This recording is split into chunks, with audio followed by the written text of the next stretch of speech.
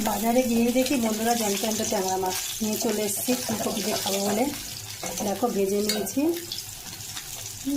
আর ফুলকপি কেটে নিয়েছি, নুন হলুদ মাখিয়ে রেখে দিয়েছি, আদা জিরে কাশ্মীরি লঙ্কার গুঁড়ো আর টমেটো কুচিয়ে ভিজিয়ে রেখে দিয়েছি। এবার আমি রান্নাটা করে নেব। সেরকম কিছুই না, জিরে ফোড়ন দিয়ে দিয়েছি, ফুলকপিটা দিয়ে দিলাম,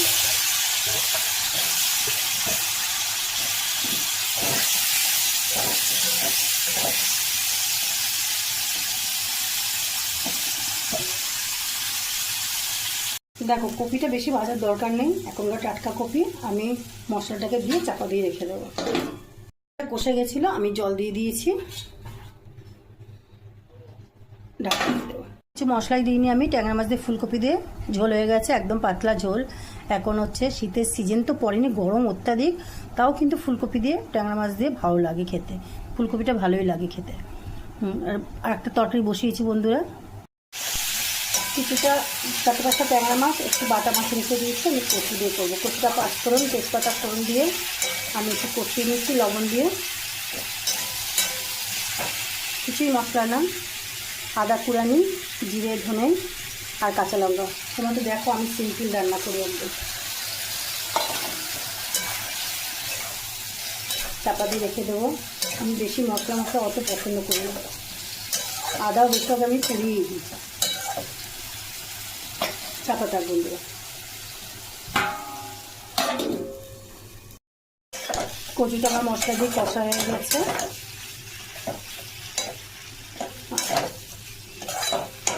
এবার আমি গরম জল করে রেখেছিলাম, গরম জল দিয়ে দেবো। ব্যাস এবার ফুটুক, সিম্পল একদম, অত মশলা করে কিচ্ছু দরকার নেই। হ্যাঁ আমি 5 ফোড়ন দিয়েছি, তোমার জিরে ফোড়ন দিতে পারো। ব্যাস এবারে ঢাকা দিয়ে দেবো। দেখো বন্ধুরা আমার কচুর তরকারিটা হয়ে গেছে, আমি মাছ দিয়ে দিয়েছি। তোমাদের যদি মনে হবে যে কচুটা গাল চুলকাচ্ছে, তাহলে এক ফালি লেবুর রস নিয়ে দিয়ে চাপা দিয়ে রেখে দেবে, কচুতে অ্যালার্জিটা কেটে যায়। অ্যালার্জি হচ্ছে কচুতে, কচু খেলে যাদের অ্যালার্জি আছে, কচু খেলে তাদের গাল চুলকায়, বুঝেছে? যেমন আমার অ্যালার্জি, কচু খেলেই গাল চুলকাবে, যে কোনো কচু। হ্যাঁ দেখো তরকারিটা হয়ে গেছে, আমি লেবুর রসটা দিয়ে কিন্তু ফোটালাম না, বা চাপা দিয়ে রেখে দেবো।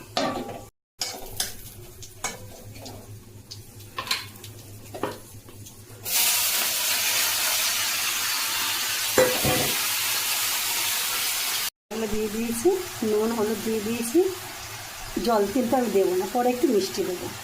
শাপলা শুক্তোটা হয়ে গেছে, এরকম মাখো মাখো করে রাখলাম, জলটা চুমুক দিতে খুব